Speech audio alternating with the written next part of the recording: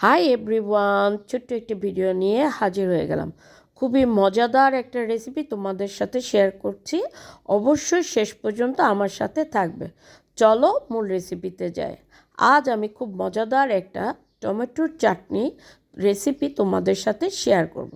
তো প্রথমে আমি কড়াইতে অনেকখানি তেল দিয়ে দিয়েছি। তার মধ্যে আস্ত কিছু গরম মশলা দিয়েছি, যেমন দারচিনি, এলাচ এবং তেজপাতাটা কিন্তু দিতেই হবে। তার মধ্যে আমি প্রায় 1 কাপের মতো পেঁয়াজ দিয়েছি, সাথে কাঁচামরিচ। পেঁয়াজটা ভালো মতো একটু নাড়াচাড়া দিয়ে যখন নরম হয়ে যাবে, তখন কিন্তু আমি এর মধ্যে হলুদ, মরিচ, ধনিয়া গুঁড়া, আদা, রসুন এবং গরম মশলা দিয়ে ভালো মতো কিন্তু আমি মশলাটাকে কষিয়ে নিব। এবং মশলাটার উপরে যখন তেল ভেসে উঠবে, তার মধ্যে আমি আগের থেকেই কিন্তু টমেটোটা সিদ্ধ করে নিয়েছি।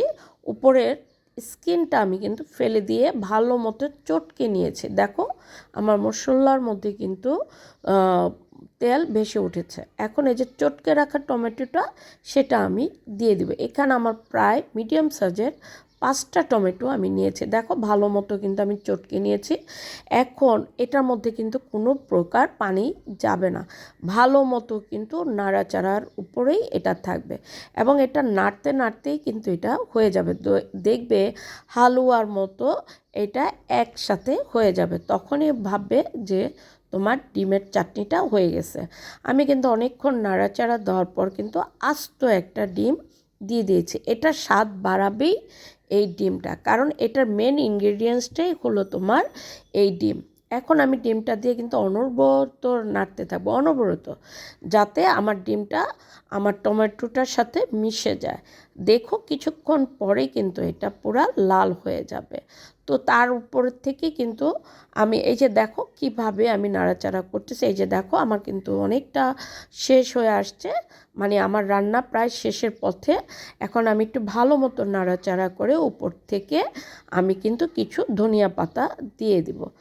তো এই তো আমার হয়ে গেল টমেটোর চাটনি, খুবই মজাদার টমেটোর চাটনি। এবং এটা পরিবেশনের জন্য একটা পাত্রে নিলাম, ছোট্ট একটা বল নিলাম। নেওয়ার পর এখানে আমি রেখে দিলাম এবং গরম গরম ভাতের সাথে অবশ্যই খাবা। যদি রেসিপিটা ভালো লাগে অবশ্যই লাইক, কমেন্ট এবং একটা শেয়ার করে দেবে। আমার চ্যানেলটা যদি ভালো লাগে অবশ্যই সাবস্ক্রাইব করে দিবে, পাশে থাকা বেল আইকনটি প্রেস করে দিবে, যাতে পরবর্তী ভিডিও এবং নোটিফিকেশন তোমাদের কাছে চলে যায়। তো আজকের মতো আল্লাহ হাফেজ, সবাই ভালো থাকবে। পরবর্তী ভিডিওর জন্য অবশ্যই আমার চ্যানেলটাকে সাবস্ক্রাইব করে দেবে। ভালো থাকবেন সবাই, ধন্যবাদ।